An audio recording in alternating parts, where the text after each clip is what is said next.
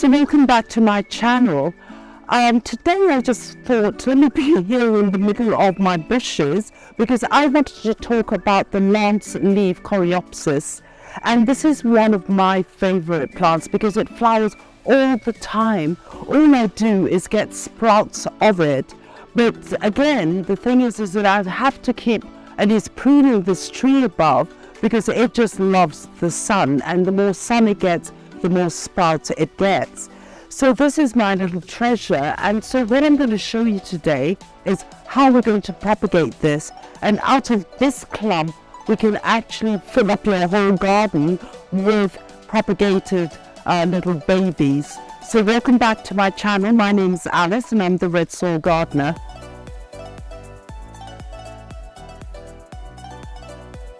So now with this Lanceleaf Coreopsis, is when you have to do a propagation, it's again a rhizome, and the beauty about this plant is that even as it gets into a cluster and you separate, you pull that cluster out, you are guaranteed that you will have so many babies. Propagation is either done through seed, and that's why they call it the tickweed, because the seeds look like ticks. But this, you can actually propagate the seeds, and they do propagate very quickly. But I haven't done it, and so I always prefer the division method, which goes to me, for me, it's much faster.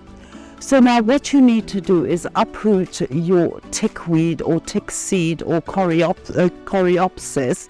And what happens is that as you remove it from the soil, you may get this.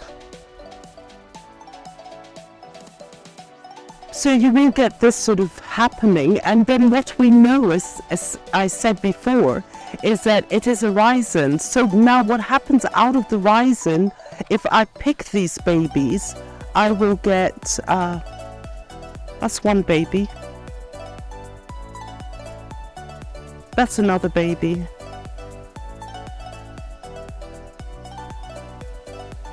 Another baby, and all of these will actually form its own rhizome and become independent, and it can leave home, it can leave mama, but all these are on the rhizome.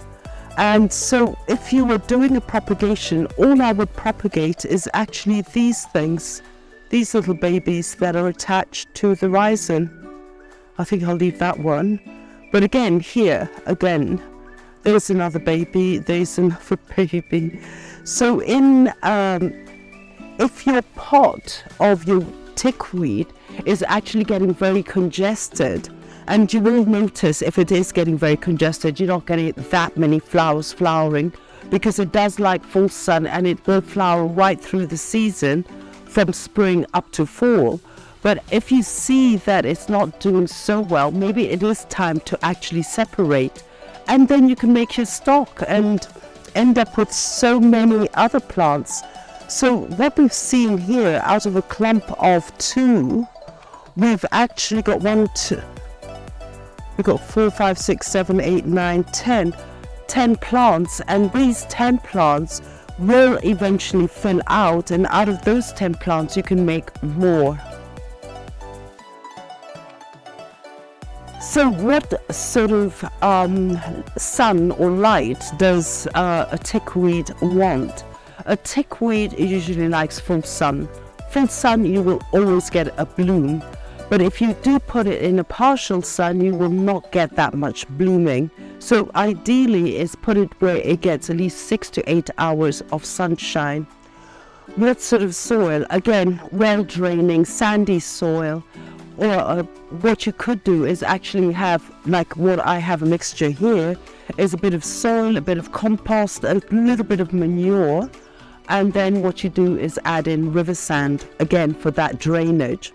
Now again, is that the thing with these coreopsis is that don't over fertilize it. Now when you do over fertilize, you get more foliage than flowers. So I would always, if you were to fertilize it, I would give half the portion, and that way it's a bit more balanced. Now, basically, we're looking and saying, how do you water this plant? Now, in the beginning, as you are doing your propagation here, I would keep the soil really moist and also keep your pot in a more indirect sun, because we know that the plants will go into transplant shock and you don't want that. So I would keep the soil moist and also out of the sun. But once you see that your little babies here are developing and getting stronger, you just keep watering it until it's sufficiently strong, and then what you do is just water it once a week. Now, basically, is once it's a year old, it is actually drought tolerant, so you don't have to water it all the time. During the hot summer spells, I would give it additional more water, but basically it is quite drought tolerant.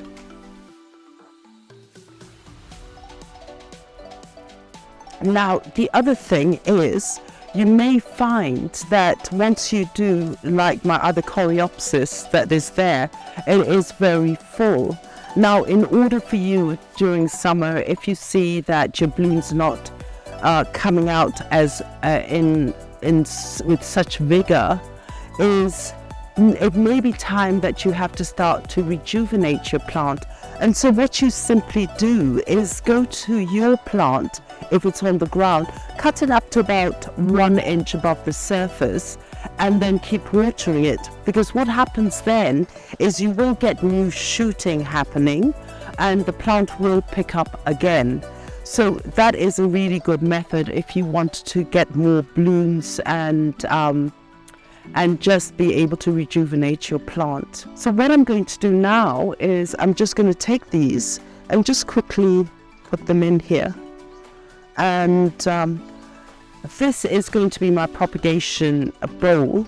It is not where I will eventually plant it, and even if I do plant it here, I will actually remove some and put them in a different area, because with the Coreopsis is that you need to give it at least 8 inches apart, because once the foliage does take over and your flowers start sprouting, you need that 8 inches apart, because it does slightly go out. And then another idea is, if you do get your flowers, it's always because they do grow very long, sometimes you can stake them up just to hold them straight, because they do flop sometimes on the side. So this is where I'm going to just put these for propagation purposes.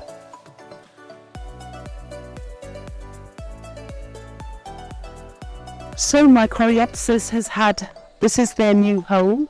I will keep it in indirect sun, as we mentioned earlier. Once it gets strong, I can either decide to use this in my garden, put it in the soil in the garden, or put it in the pots, and I still have to decide what to do. So thank you, fellow gardeners. Thank you for joining me on this channel. Don't forget to like and share and press that notification button. And don't forget to subscribe. We really do appreciate when you do subscribe. And do tell your friends about us. And we just have fun on this channel and learn how to propagate. And I'm on Instagram. I always answer comments. I post a lot of pictures there of my dogs. And do write to me. I always am there to answer you. We're on Facebook also. So thank you very much. And do get yourself one of these for the summertime. They're so beautiful.